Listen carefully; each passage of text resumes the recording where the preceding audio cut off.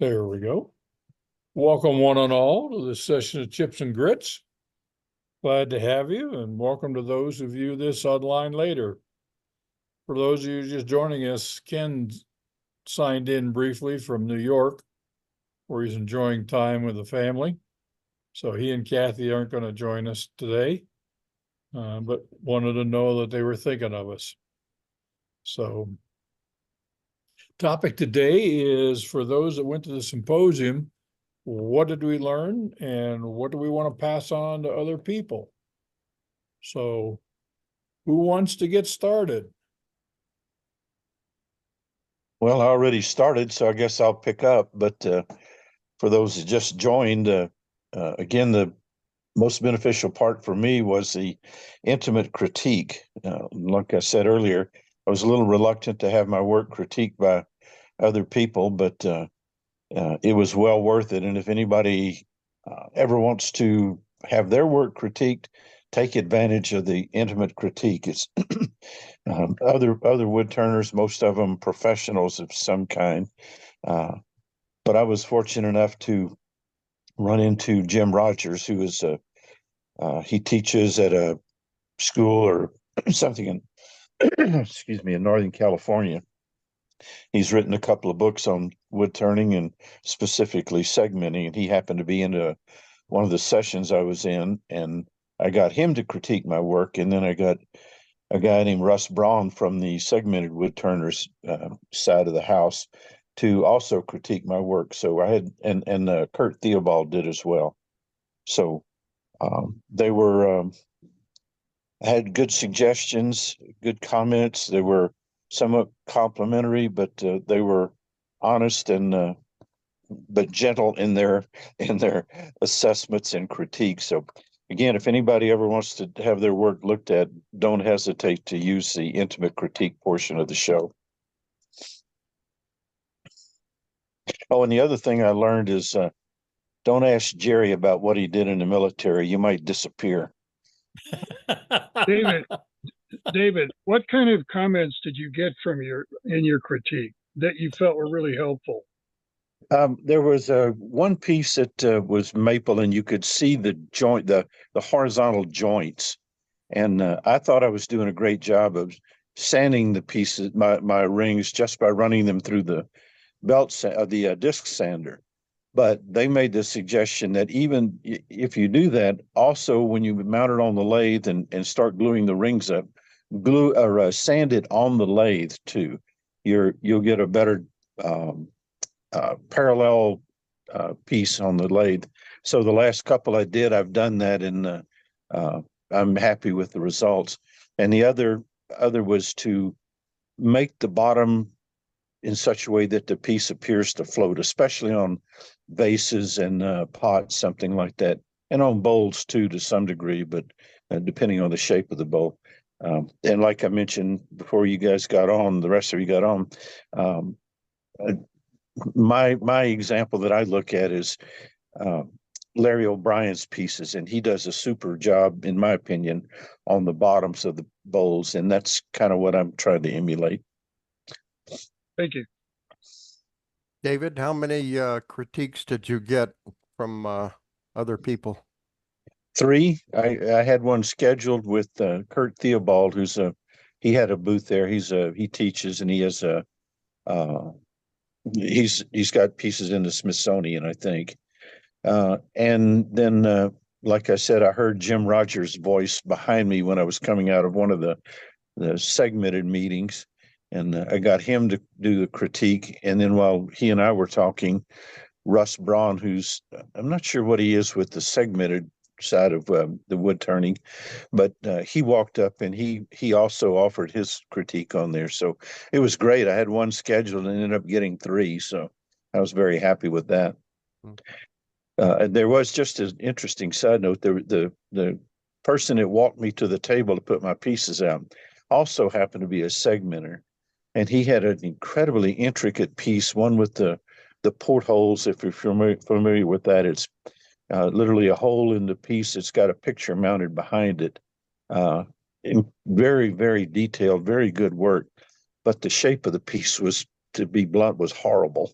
So the work was great, but the shape and the size, not the size necessarily, but the shape of the piece was just not pleasing. And that's one of the things that that I discussed with all three people that critiqued was the first thing you need is the form and the shape. And so they said I had that pretty much right.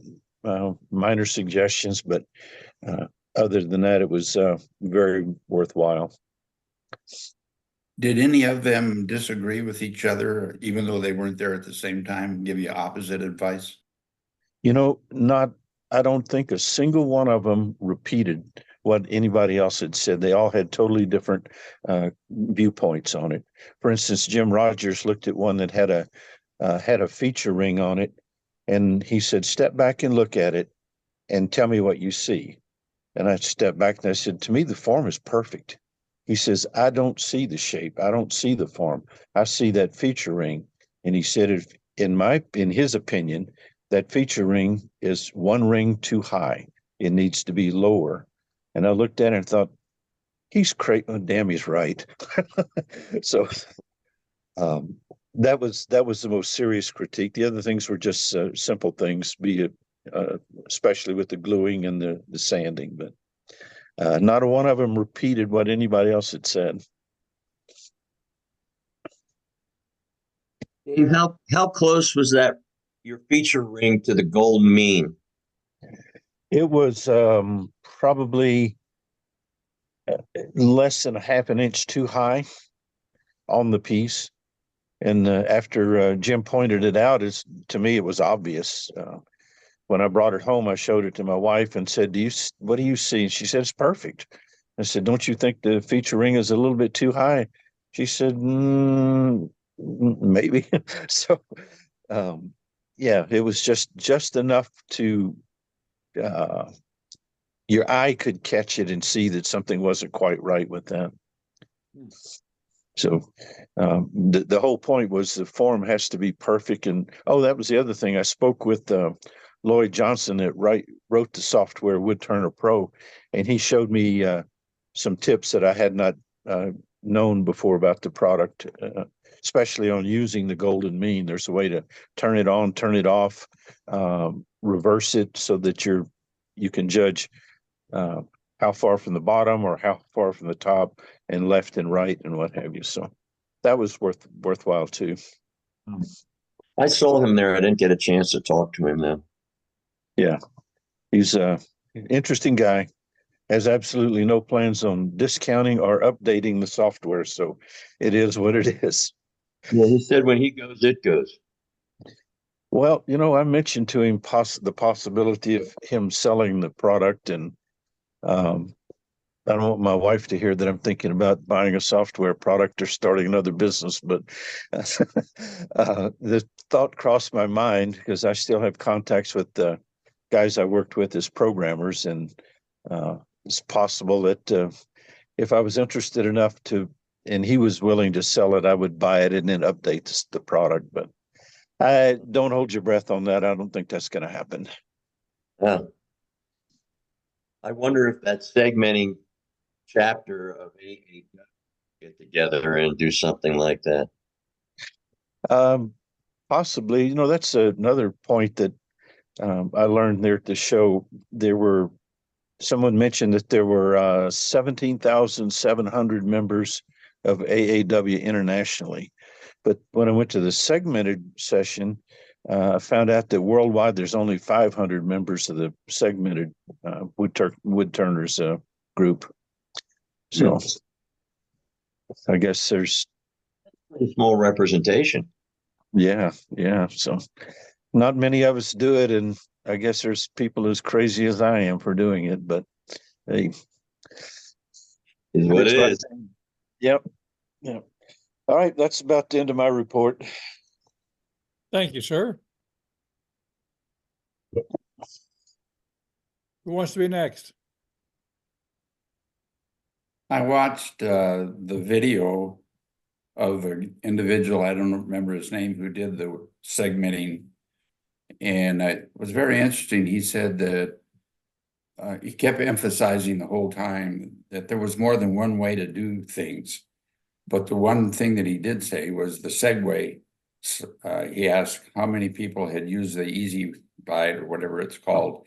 And I guess it was like 85% of the people in the room used the same thing, even though there were different ways of doing it.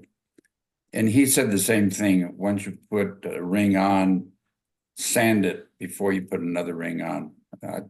I remember Dave saying that, but I thought the video was pretty good. He didn't do anything, he just had slides and showed a video of what he was doing, but I thought it was pretty good video for segmenting. Yeah. The session, the live session was a little distracting because in the background, the videographers, there were like 4 of them, and they kept moving around and getting up, and so I found it a little distracting, but the information was still good. David, did you do the evaluation that was sent from the AAW? I'm sorry, say that again. Did you do the evaluation? What did you think of, that AAW sent around to the members to critique what they thought and what they saw? Yes, I did, and I was I was a little more critical of the segmenting session. It was, to me, it was, I mean, it was good information, but to me, it was like almost like death by PowerPoint with the slides and information. Mm-hmm. It did not appear that the gentleman doing it was prepared. There was a lot of pauses and stops, and let me do this, let me do that, and I thought it was not quite as smooth and professional as it should have been. Mm-hmm. Did you comment to them about the videographers too? I did, absolutely. Yes. I know they'll work hard to correct it. Yeah.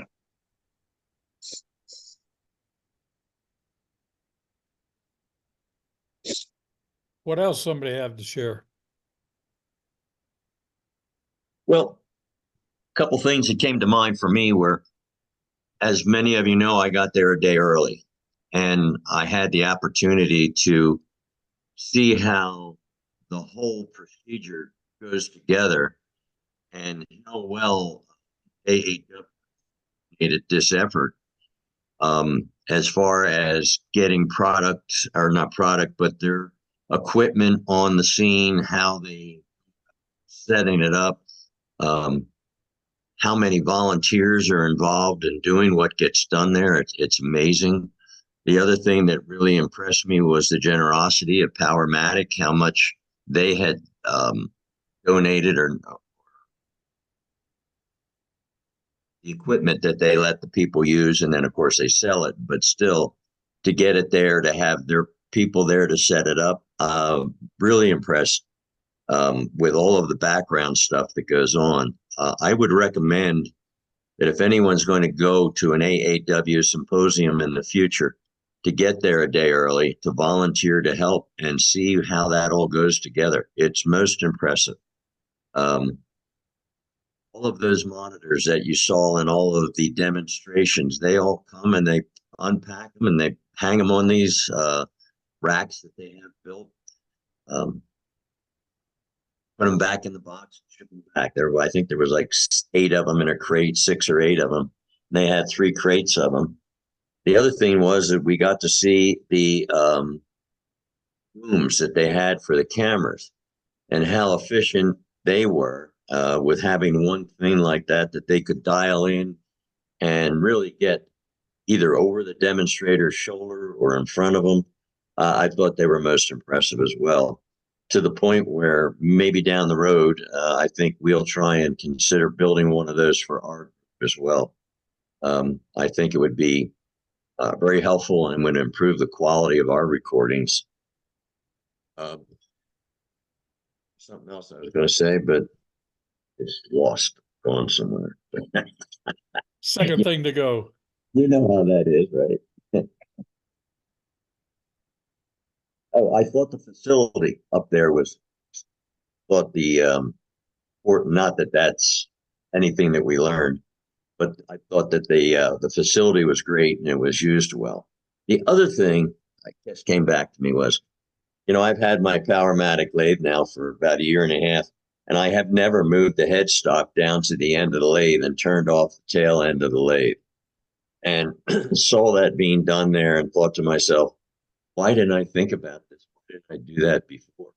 It's so much easier to be able to stand on the end of the lathe and look into bending and ratcheting your back over it to get around to the side to turn it down. And also that a lot of people there, which I haven't done too much because I was afraid that the chuck would come off if something happened, you got to catch or something like that. But what they have done is they've moved their tool rest within enough distance, so if it starts through, it hits the tool rest and doesn't come off. But I mean, that's a small thing, and I imagine many of you people found it interesting. That's it. Thank you. Well, I had a few little things that I picked up when I went to the various demonstrations. The one that surprised me is the guy says, don't store CA glue in the refrigerator after you've opened it. And the reason is you get a little bit of air in there, you store it in the refrigerator, it takes the moisture out of the air, and the CA then starts to set up. So that was interesting. I hadn't thought of that, because I put a refrigerator in my shop just for that purpose. The other thing the guy did that was interesting, he checked the outside form of what he was turning by taking a hot glue stick and bending it around the form. And then you look for valleys or bumps against that glue stick, and that'll tell you, do you need to do some more work? And if so, where?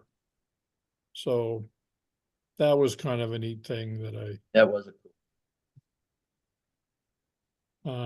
another guy had his idea was he took an O-ring and put it on his drill bit, and he used the O-ring to mark how deep to drill. I know a lot of times we'll use some tape, or some way to mark it, or a little crayon mark. But he said, just use the O-ring. It's easy to adjust, how far to drill, and do it that way.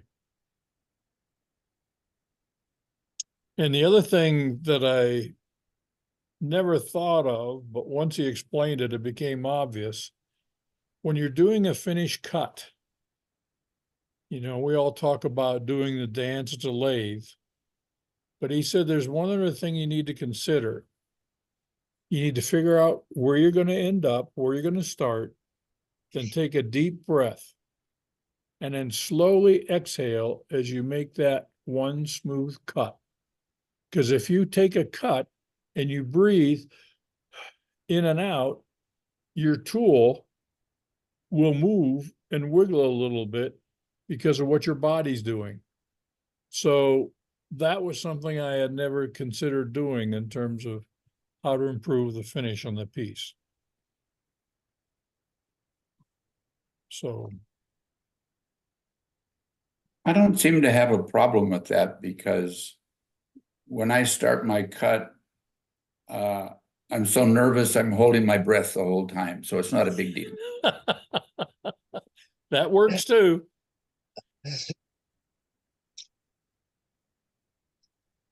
The other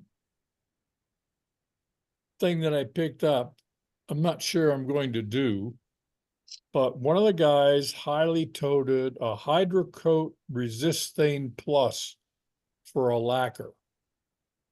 And the reason he was expounding about it is it's a water-based lacquer. So A, it's easy to clean up, and B, there are no fumes. And he said it was economical. Okay. I looked it up. It comes from Highland Wood Turning, and it's $26 a quart for $76 a gallon. And I thought, wow, $76. Then I got to look at Home Depot at some of their lacquers that are gloss by the gallon. Okay, they're running $96. So, all right, the water-based one is a little less expensive. But people ask him, well, what do you do if you don't have your own spray equipment? He says, easy, go buy spray equipment. Because he uses that and just pours it in, and he showed I just do a quick swipe. He says, don't go chasing those dry spots. You'll get them on the next coat. And if you chase the dry spots, then you get buildup, then you get runs, you get drips, and then that's a problem. Oh, and the other thing he mentioned too, when you have a drip or a run on the edge of a part, don't grab your sandpaper with your hand and go over it to sand it down. Your hand will follow the shape. Wrap the sandpaper around something that's stiff. So when you sand it, you'll get just the high spots. And then watch until you go down and the high spot disappears, and then it'll blend in. But he says, if you try to sand that by holding the paper by hand, all you'll do is chase that bump all the way down through the finish. You never will get it out. I use a small block of wood and put the sandpaper on that. And so I can do just what you're talking about. Yep.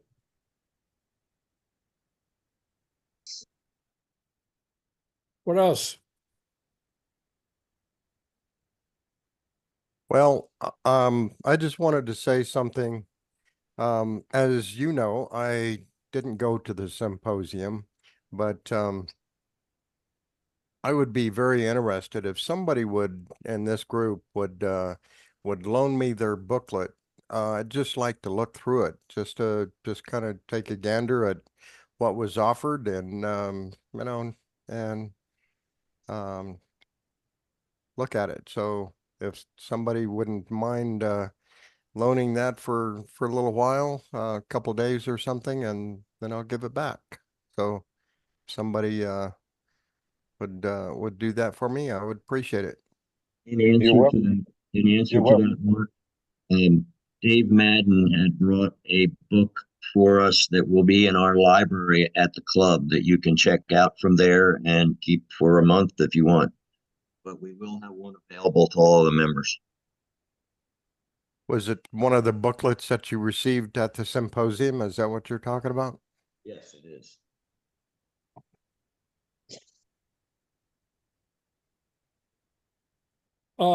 I think I've heard some comments from those of us that attended.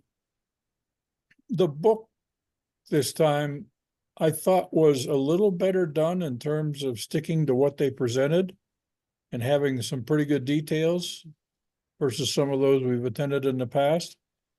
Is that a correct impression? I think so. Because before we went, I went and circled, of course, all of the ones that I wanted to watch. And then when I got there and got the booklet, and then I read about what each guy was going to talk about, and it was not what I thought from the title. What the title was something entirely different, I thought. So I went back and changed my schedule, and it was because of that book. Had more detail in it than I had before. So it helped me decide which ones I wanted to see. And Rick, that was one of the things that put in the comments for the critique, was that.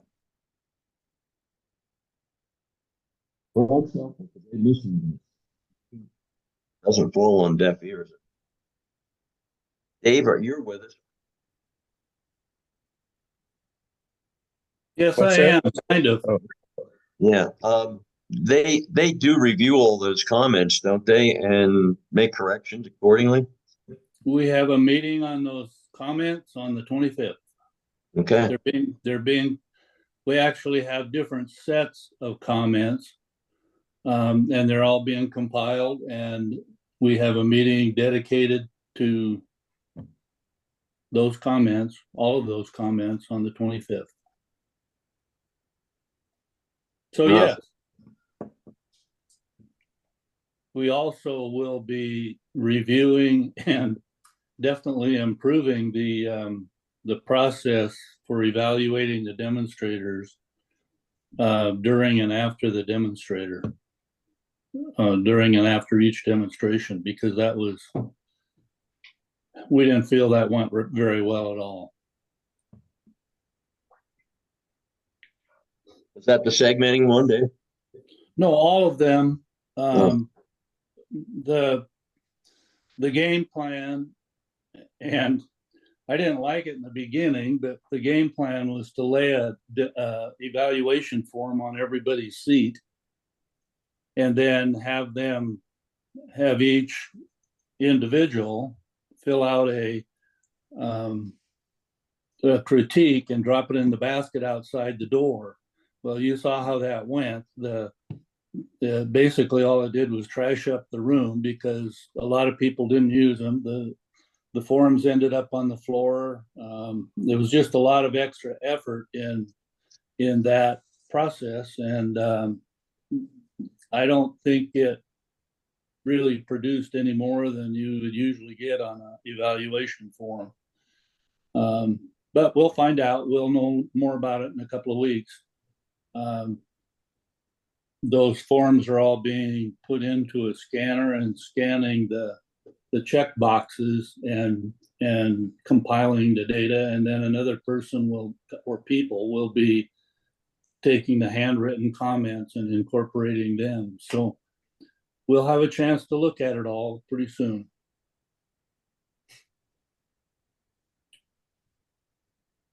And if you'd like another book, Rick, for the library, or Mark, if you'd like to borrow one, I've got Recording in progress. What was that? I would like to just look at it. I guess I have to wait till the next meeting to see it so I can check that out. But I just wanted to thumb through it and just to take a quick look. That's all. I can bring it to breakfast on Tuesday for you, Mark, if that would help. Yeah, I just want to look at it. That's all. Okay, You know, and- I'll bring it Tuesday. Okay.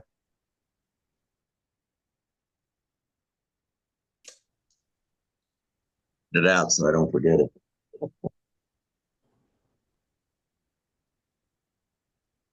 I've got a couple of comments, guys, and I just got on my phone. This is Pete. Seem to be having some problems with the Mac and my little camera software not working together. Go for it, Pete. I just heard Dave's comment on the feedback sheets, and I kind of agree. It was too bad. I finally did notice a box. One of the meeting rooms had a box outside that said "set them here," but that was unfortunate because I filled them all out and tried to pass them up, but that was an area that probably could use a little bit of improvement on. But I was really interested in the whole thing. I was excited. I was impressed with the organization of the videos.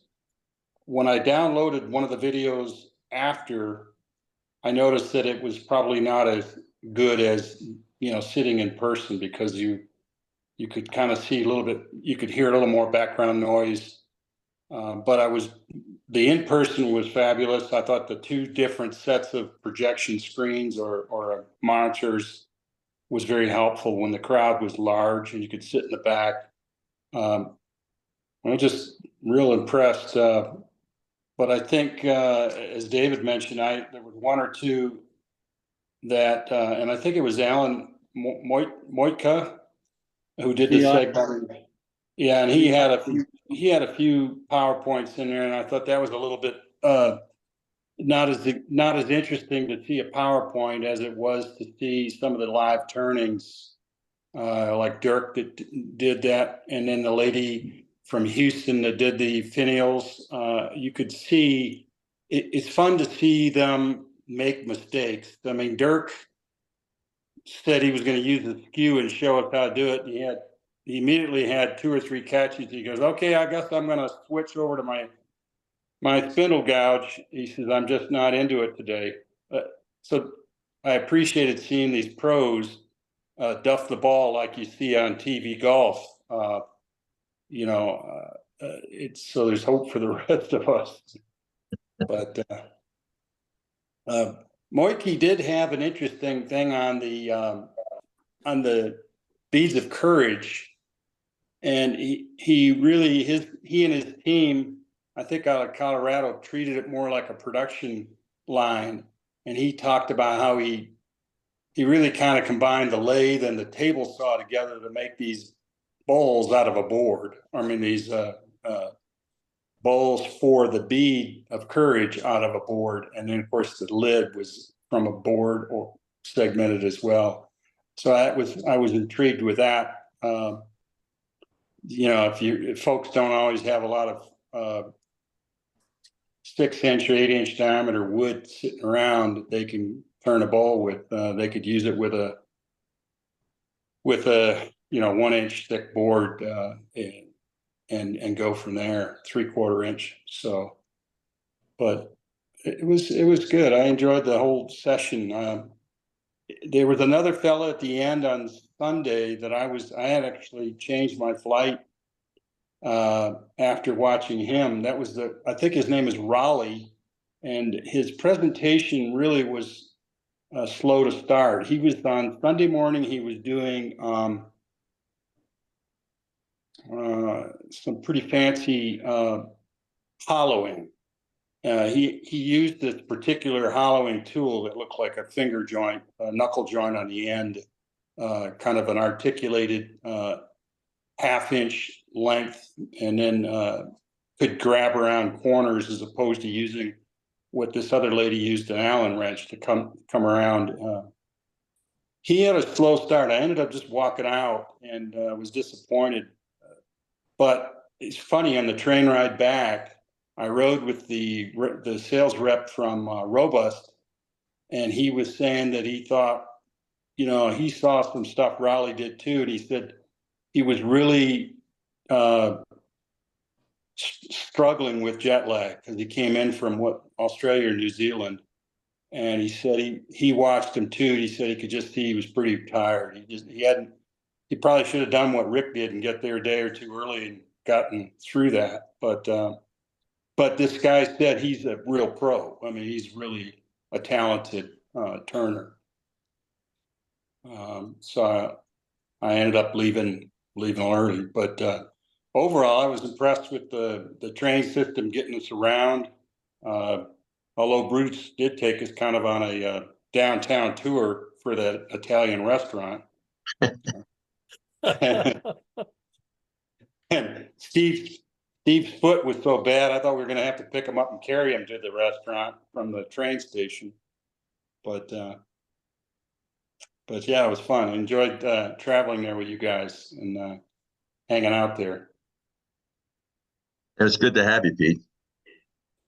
Your comments have all been very well taken, and the things that most of you don't see, and Rick did pick up on a little bit of it, but there was a lot of stuff going on in the background, and there were some issues with the virtual transmission, and part of that, the segmenting demonstration with all the people in the background, those guys were all troubleshooting issues with that room and other rooms with the stuff that was going out to the people that were watching it virtually. So Right. there's a lot of activity that doesn't go well. And just like some of the turners, the one hollow former that blew up his bowl or got a nasty catch, he has not been a long time demonstrator. So Okay. that was almost a first for him. He's a good turner. He's done some awesome stuff. He hasn't turned that long.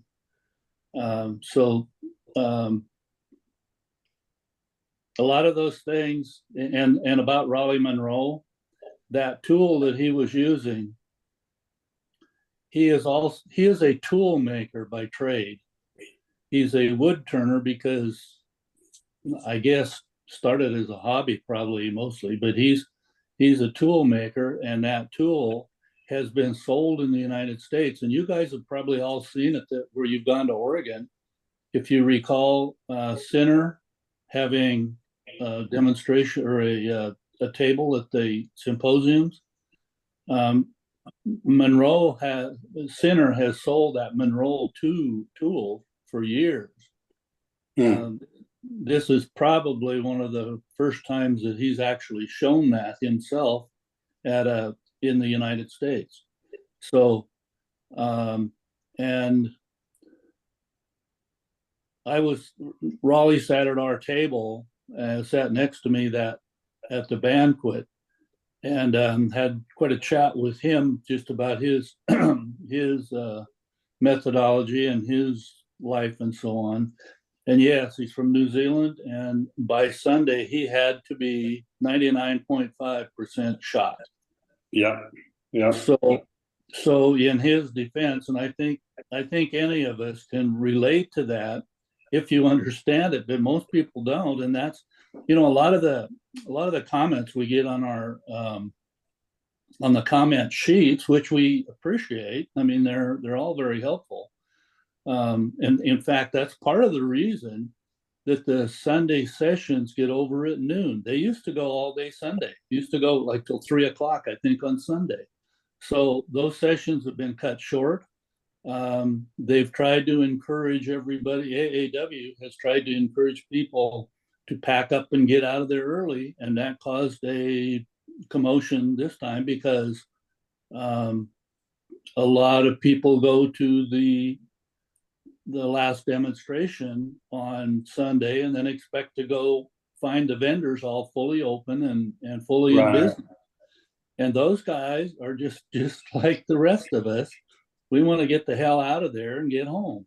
Yeah. And one of the things, I think Rick mentioned it, to go a day early. He learned a lot on the day early side, but you ought to see the day late side. We try to recruit volunteers to stay there for Sunday afternoon because all hell breaks loose the minute we shut that place down, and all those vendors are trying to get out of there all at the same time.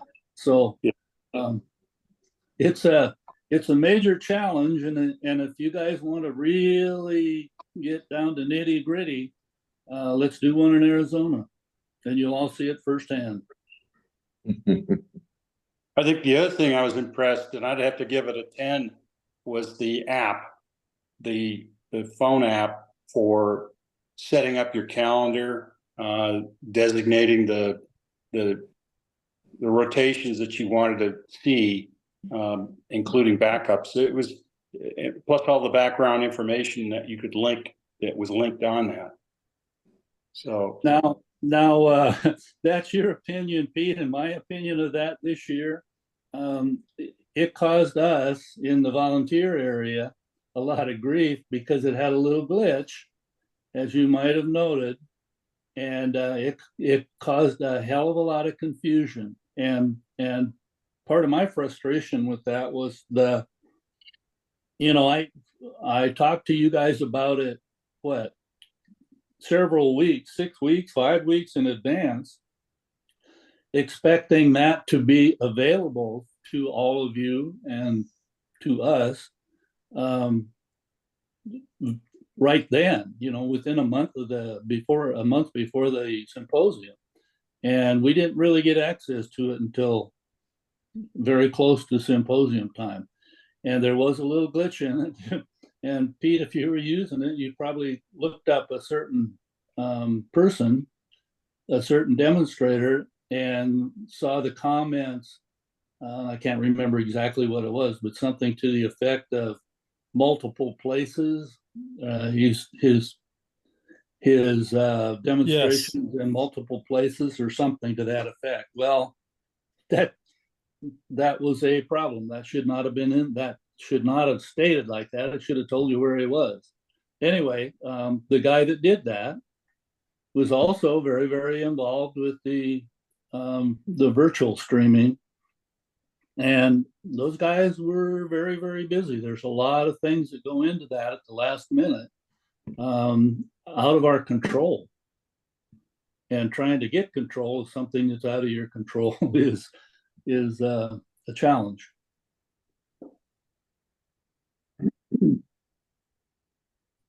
Pete, we can see you talking, but your mic's off.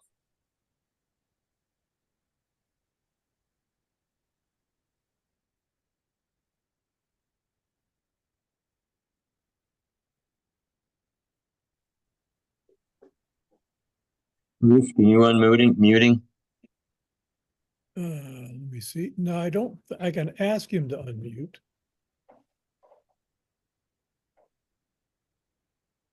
I gotta find him Just first. hit this, just hit the space bar on the computer and it takes it off. I think he's on his phone.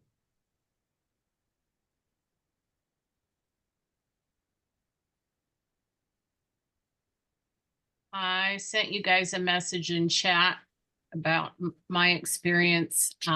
This is Susan. I just had my knee replaced on Tuesday, so I'm kind of in pain, but really enjoyed the symposium. I read your notes, Susan. Thanks very much for that. I'm glad you enjoyed it too. And good luck getting healed. Thank you. Do what the doctor tells you. I will. It's fun to hear other people's reactions, though.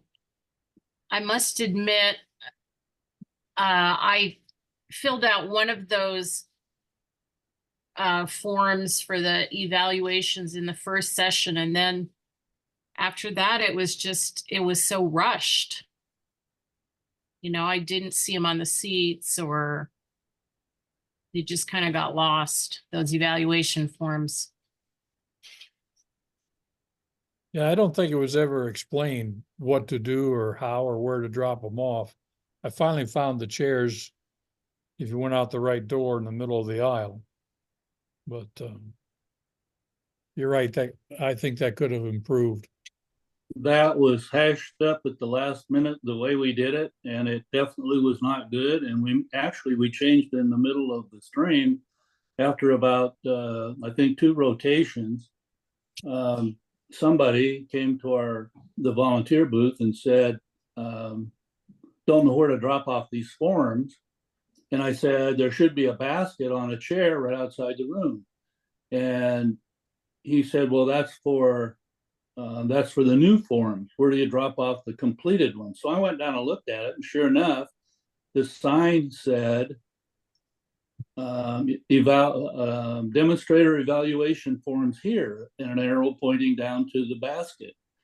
So I called our executive director, because she's got the office with the printers and stuff. We printed up some new signs that said completed evaluation forms here.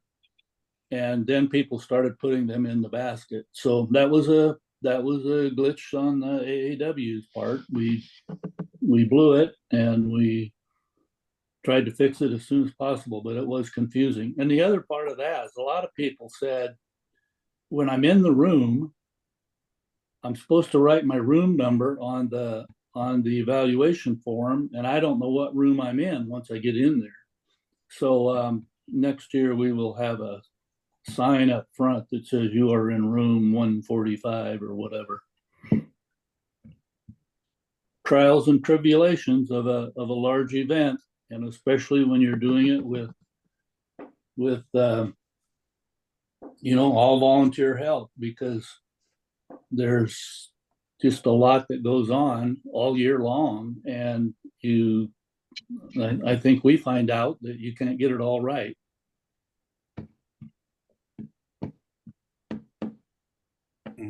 Dave, I would add my comments to Pete's, I really liked that app. You're right, it did glitch and show various rooms, and that was a problem. Had to go back to something else to know where you had to go be.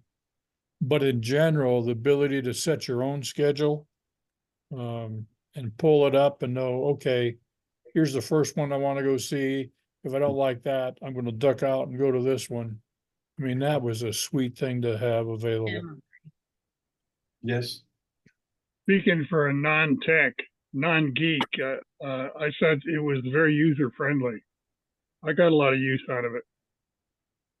You know, appreciate that feedback on that, on the guidebook thing, because those of you that attended the little refresher or preparation thing that I did at Rick's house, if that guidebook had been out at that time, if it had been available for you guys to load and use at that time, even if it had a few problems with the schedule, it would have been much more valuable.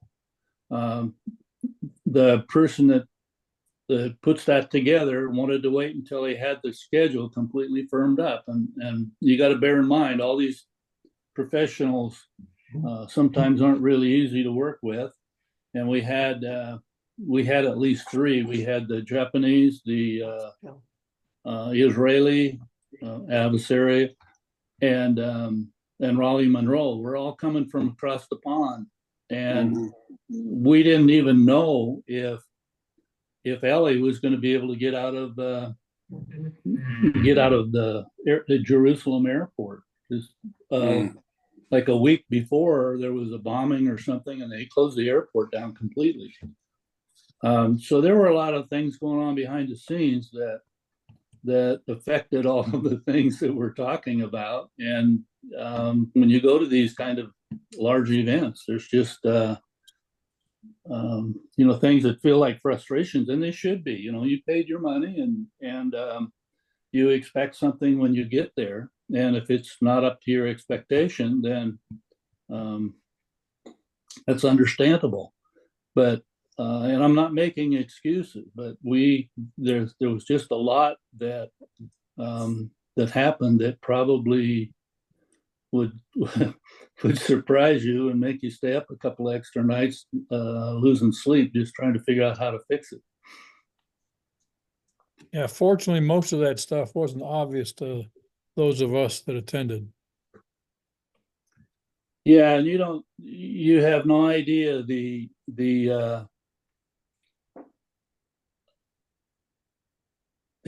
frustration, I guess, and the effort that went on to fix and Rick, you can relate to this. When we were in the Tanaka original, her first lathe demonstration, and I got up and left in the middle of that.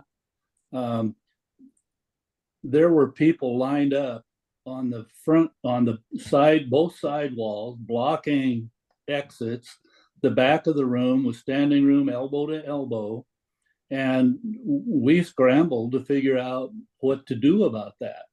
And then at the same time, I poked my head into one of the virtual demonstrations, and there was room for like 240 people or something like that, and it was probably 1/3 full.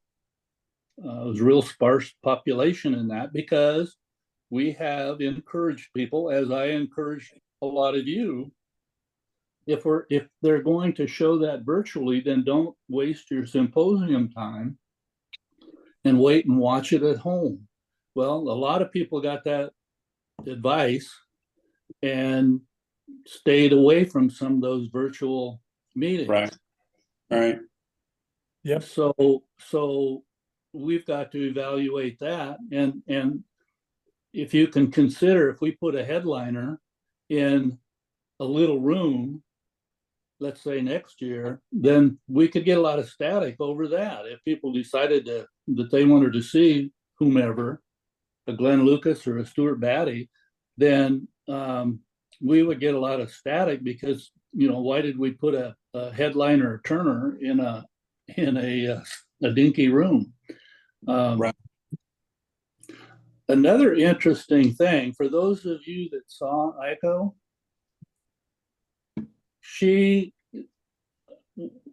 our people did not understand that she needed that interpreter, and it was our problem, not theirs.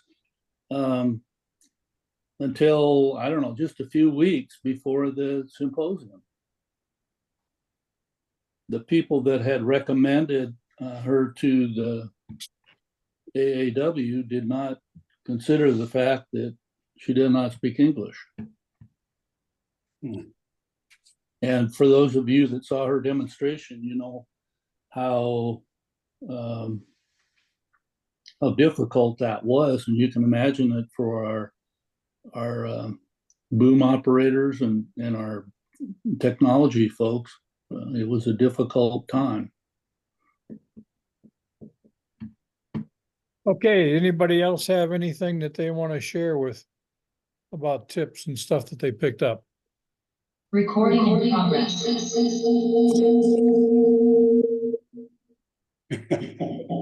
that's one of those technological things I was talking about.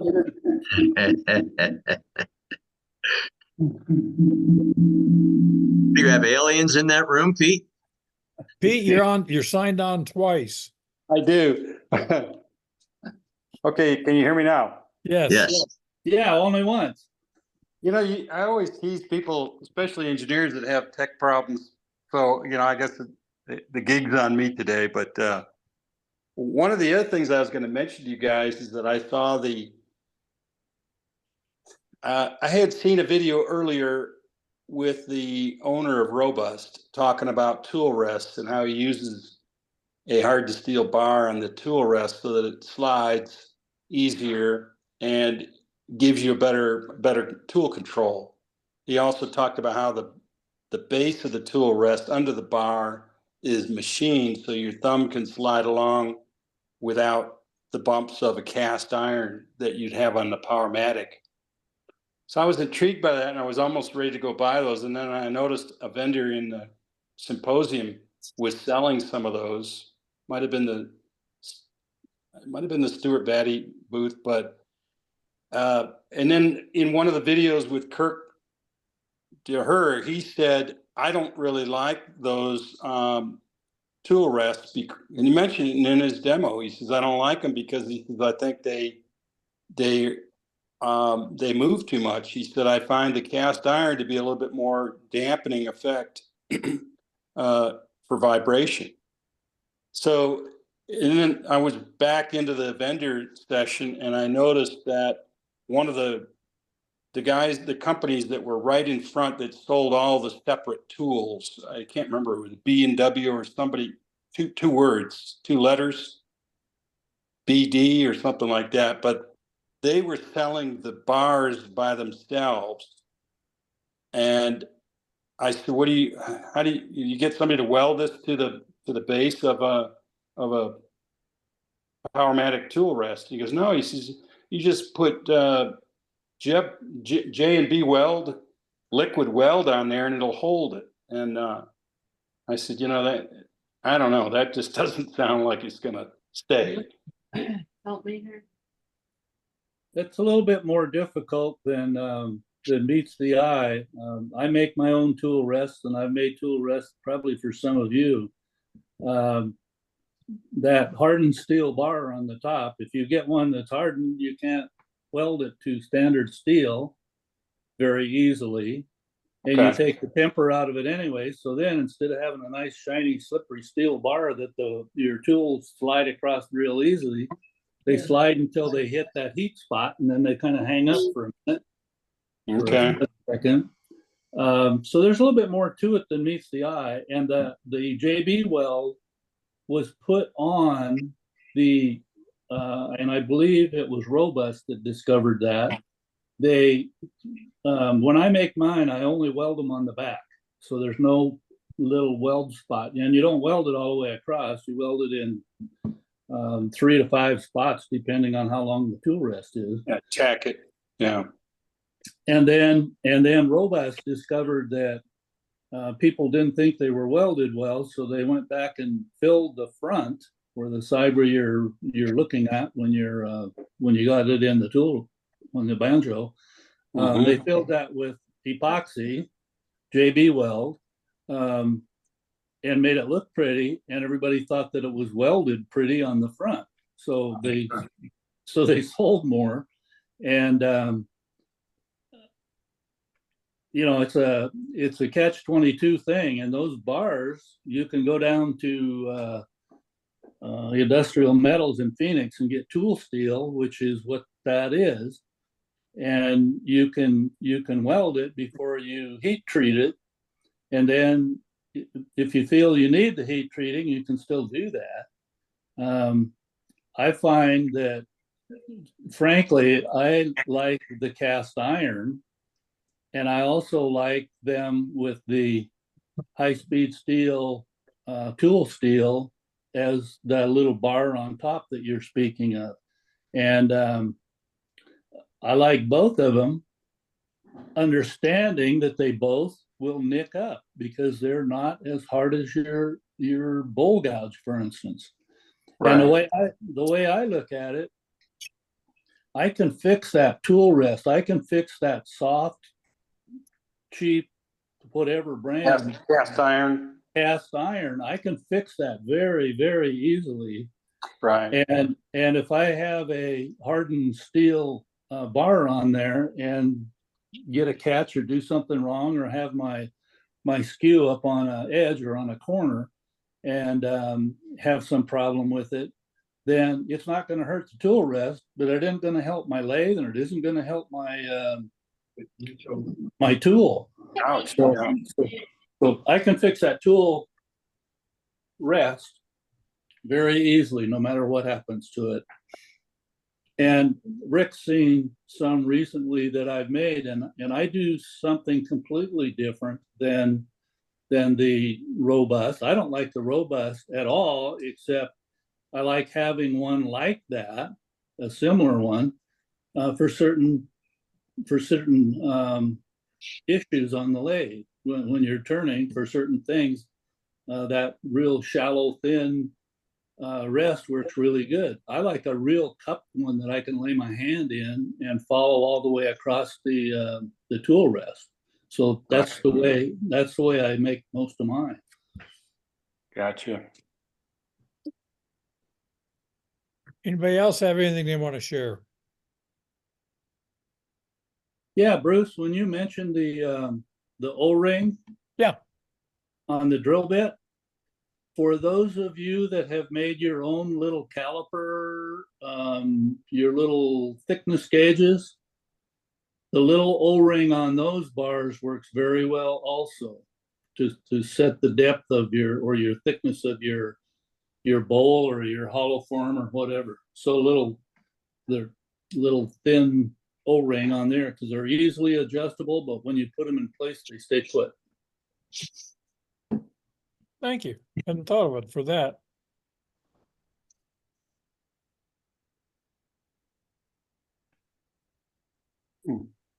Anything else?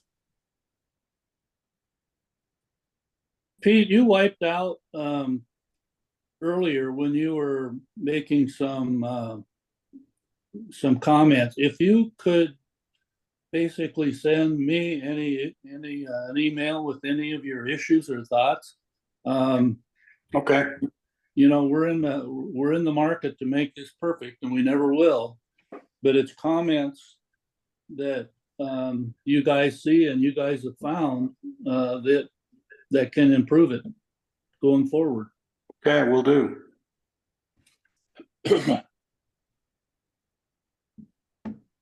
All righty. Well, if that's it, thank you one and all for joining. And Good day, Bruce. Thank you. we will